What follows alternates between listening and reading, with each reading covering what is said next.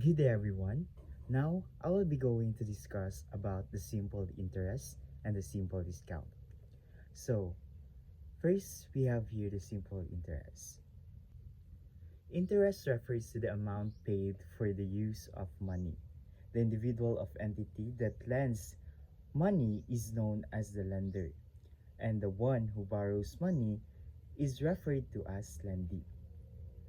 From the lender's viewpoint, interest is money paid or owed for the use of money. People can obtain loans from banks, from a credit cooperative, from financing institution, or from a private individual of friends. But regardless as from where such loans are obtained, borrowers are expected to pay interest. Interest is the amount charged for the use of money. The amount of interest depends on the following factors. First, the principal, which is the sum of money borrowed. The bigger the principal, the bigger is the interest if the rate and time are kept constant. Second is the rate. Rate is the percent of the principal that is paid for the loan. The bigger the rate, the bigger the interest if the principal and time are kept constant. Third is the term. Term refers to the length of time from the origin date to the maturity date and is expressed in unit year.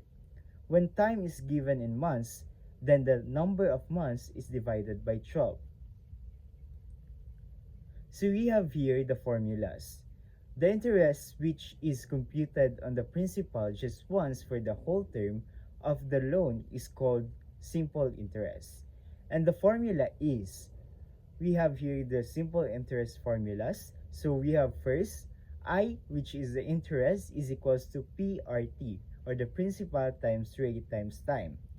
Next, when the principal is missing, P is equals to I, or the interest, over divided by rate times term.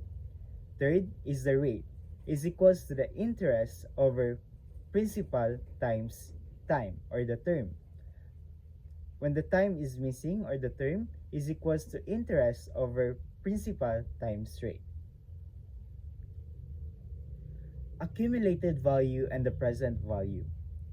In a simple interest lending transaction, the interest is paid at the end of the term. We call this the single payment term. The sum of the principal plus the interest earned is called the amount or the accumulated value or future value. F is the accumulated or future value. P is the principal and I is the interest. Here are the formulas. F is equals to P plus I. F is equals to P plus PRT, or F is equals to P times 1 plus RT. We have also the exact and ordinary interest. If T is given in months, then the number of months shall be divided by 12. For example, if T is equals to 3 months, then T is equals to 0.25 years. In some instances, however, time is measured in days. We have two approaches on how to compute the amount of interest in this case. First, we have the exact interest. Exact interest is used when the interest is computed on the basis of 365 days a year, or 366 days in leap year.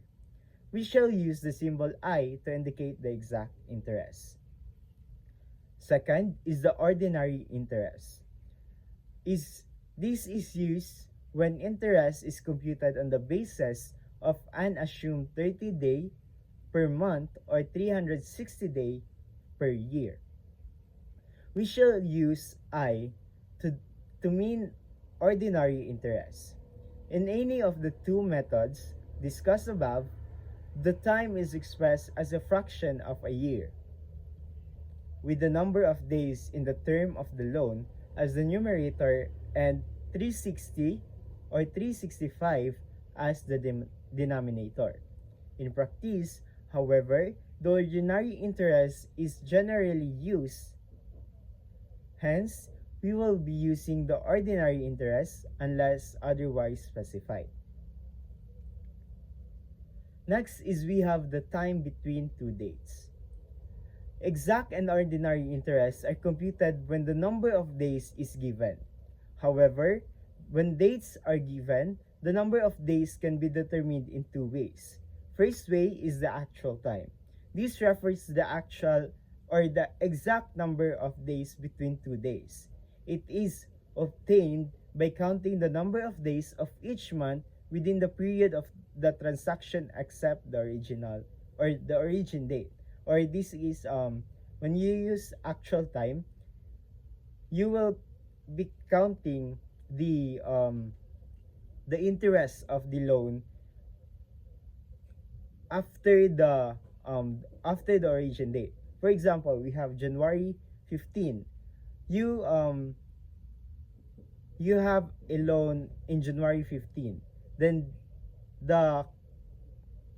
when you count the number of days, you will start at January 19.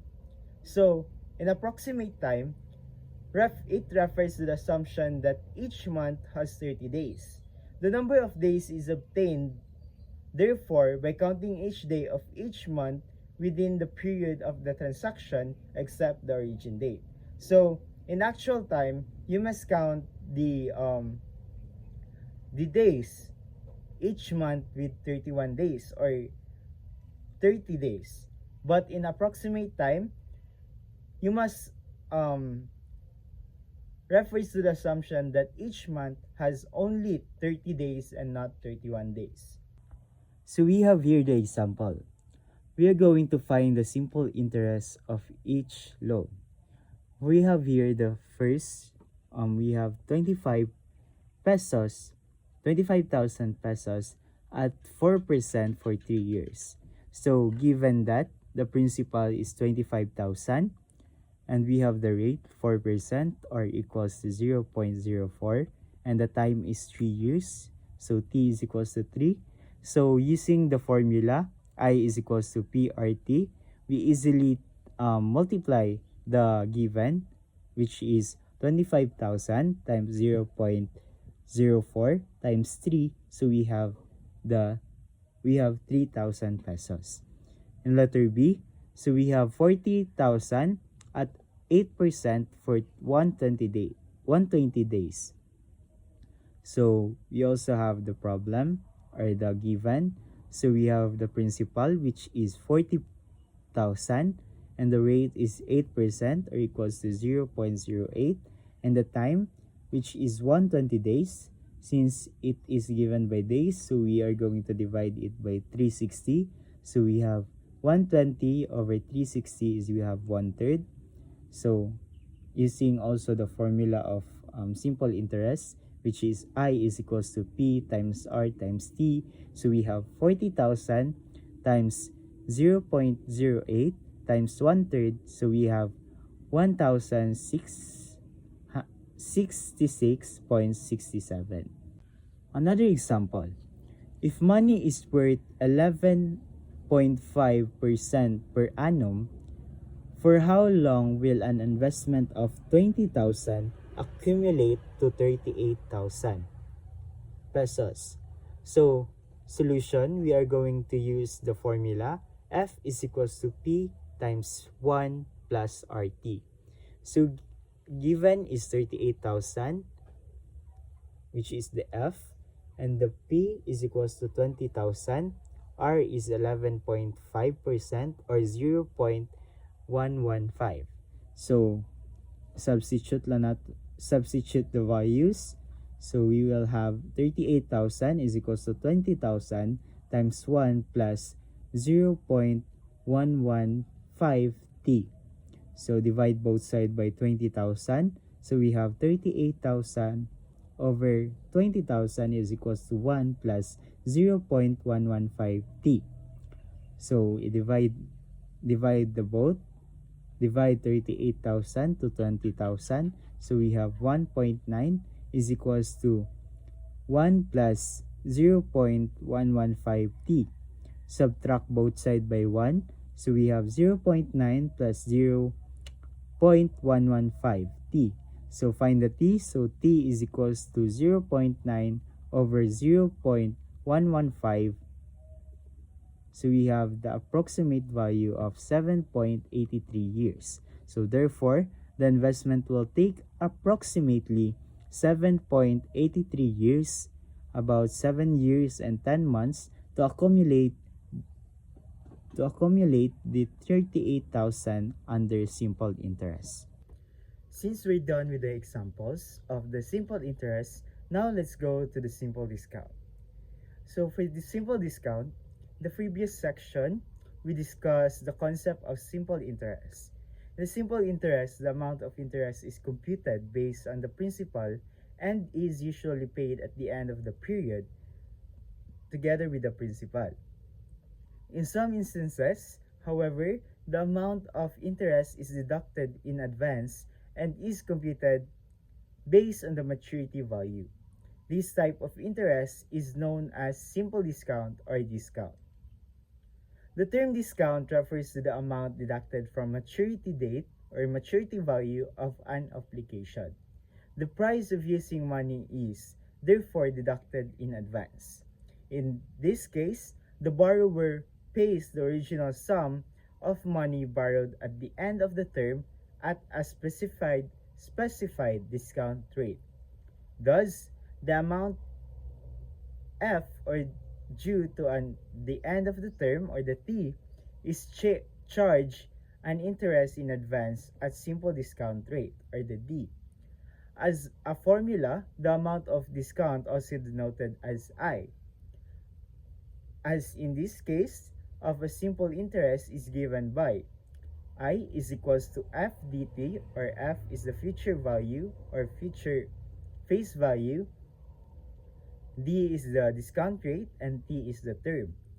If F is missing, F is equals to I over dt. If D is missing, we have I is over ft, and if T is missing, we have I over fd. Next, we have the promissory note. Generally, in borrowing and lending money transaction, the lender usually requires the debtor to sign a written agreement that specifies the following features. First, we have the origin date, which refers to the date when the note was drawn. Maturity date, second is the maturity date, which refers to the date when the note is to be paid.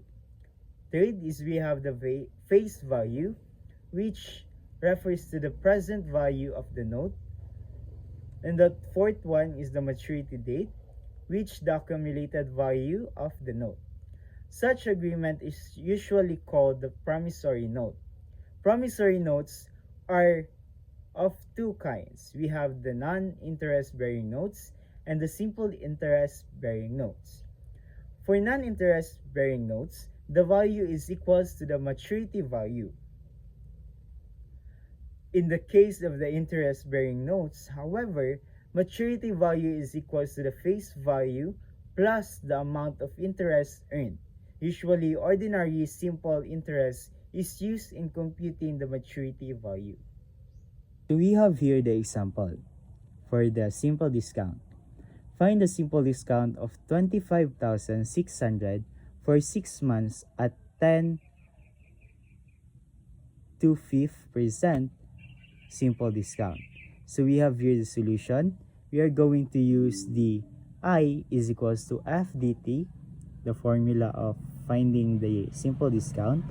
So we have the given F is equals to 25,600 and T is equals to 10.4% or 0.104. T is equals to 6 months. 6 divided by 12, so we have 0.5 years. So I is equals to, substitute na itong value sa FDT. So we have I is equals to 25,600 times 0.104 times 0.5. So we have I is equals to 1,331 and 20 centavos. Next is we have here another example.